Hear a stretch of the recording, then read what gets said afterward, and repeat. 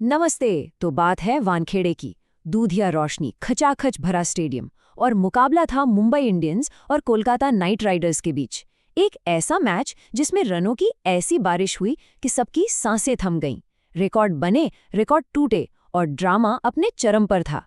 कहानी शुरू हुई कोलकाता की बैटिंग से और उन्होंने बोर्ड पर लगा दिए पूरे 220 रन। अब देखिए, टी20 क्रिकेट में 220 का स्कोर सीधे सीधे कहूं तो एक पहाड़ जैसा स्कोर होता है। इसे पार करना लगभग नामुमकिन सा लगता है।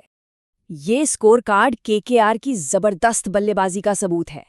उनके हर बल्लेबाज ने आकर तेजी से रन बनाए और मुंबई के गेंदबाजों के पास कोई जवाब ही नहीं था। मतलब यहां से तो मैच पूरी तरह से केकेआर की जेब में लग रहा था। यही तो इस कहानी का सबसे बड़ा सवाल है। आखिर 220 रन बनाने के बाद भी कोई टीम मैच कैसे हार सकती है? चलिए, इस पूरे मैच को परत परत खोलते हैं और उस रणनीति को समझने की कोशिश करते हैं जिसने हारी हुई बाजी को पलट कर रख दिया। तो चलिए, सबसे पहले केकेआर की उस तूफानी पारी को समझते हैं। आखिर उन्होंने 220 रन का ये किला खड़ा कैसे किया? केकेआर ने अपनी नियत पावर प्ले में ही साफ कर दी थी। पहले 6 ओवरों में 69 रन्स, वो भी 11.5 के औसत से। ये सिर्फ आंकड़े नहीं है, ये एक स्टेटमेंट था। यहीं से एमआई बुरी तरह बैकफुट पर चली गई थी। और इस बड़े स्कोर की नींव रखी 3 बल्लेबाजों ने। कप्तान अजिंक्य रहाणे ने 40 गेंदों में 67 रन बनाए। फिर युवा अंकुरिश रघुवंशी ने दिखाया कि वो किस मिट्टी के बने हैं, सिर्फ 29 गेंदों पर 51 रन। और फिर आया रिंकू सिंह का वो जरूरी फिनिशिंग टच, 21 गेंदों पर 33 रन, जिसने स्कोर को 220 तक पहुंचा दिया। तो केकेआर की पारी खत्म हुई और वानखेड़े में लगभग एक सन्नाटा सा छा गया। 221 का टारगेट किसी भी टीम के हौसले पस्त करने के लिए काफी था। अब सवाल ये था कि मुंबई इंडियंस इस पहाड़ पर चढ़ाई शुरू कैसे करेगी। चलिए देखते हैं कि कैसे इस रिकॉर्ड तोड़ चेज की कहानी लिखी गई। इस टेबल पर एक नजर डालिए, लेकिन सबको छोड़कर बस पहली लाइन देखिए। मुंबई का पहला विकेट गिरा 148 के स्कोर पर, वो भी 11.5 ओवर में।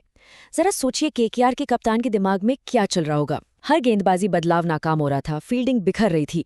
असल में ये साझेदारी ही मैच का वो टर्निंग पॉइंट थी जिसने केकेआर से जीत लगभग छीन ली थी।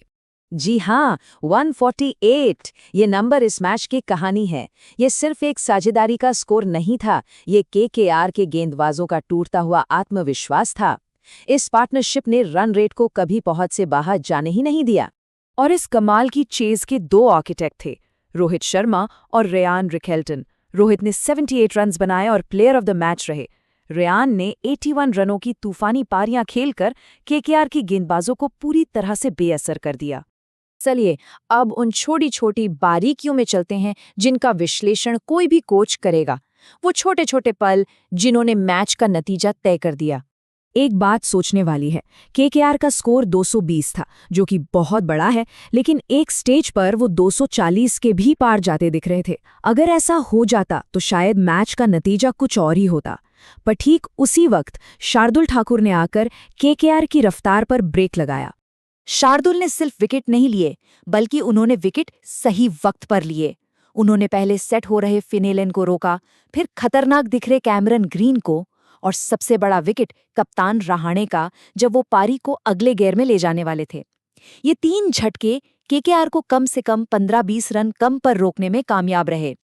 अब बात करते हैं उस चीज की जो दबाव में बिखरने का सबसे बड़ा संकेत होता है, अनुशासन। और गेंदबाजी में अनुशासन का मतलब है एक्स्ट्रा रन ना देना।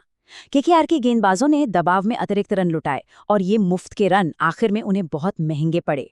हर वाइड, हर नो बॉल एमआई पर से थोड़ा थोड़ा प्रेशर कम कर रही थी। तो चलिए, अब इन सारे पॉइंट्स को एक साथ जोड़ते हैं और देखते हैं कि मुंबई की इस अविश्वसनीय जीत का ब्लूप्रिंट क्या था। इस रिकॉर्ड चेज को अगर हम ब्रेक डाउन करें तो 4 सिंपल स्टेप्स में समझ सकते हैं। पहला, टॉस जीतकर लाइट्स में चेज करने का सही फैसला। दूसरा, पावर प्ले में पलटवार करके केकेआर पर दबाव बनाए रखना। तीसरा और सबसे अहम, 148 रनों की वो साझेदारी जिसने मैच की स्क्रिप्ट ही बदल दी। और चौथा, केकेआर की छोटी छोटी गलतियों का पूरा फायदा उठाना। तो मुंबई ने इस जीत से सिर्फ 2 पॉइंट्स ही नहीं कमाए, उन्होंने 14 साल से चले आ रहे पहले मैच में हारने के एक सिलसिले को भी तोड़ा है। इतनी मजबूत शुरुआत के बाद एक सवाल तो बनता ही है, क्या इस साल छठी ट्रॉफी मुंबई के नाम होगी? खैर, इसका जवाब तो अब वक्त ही देगा।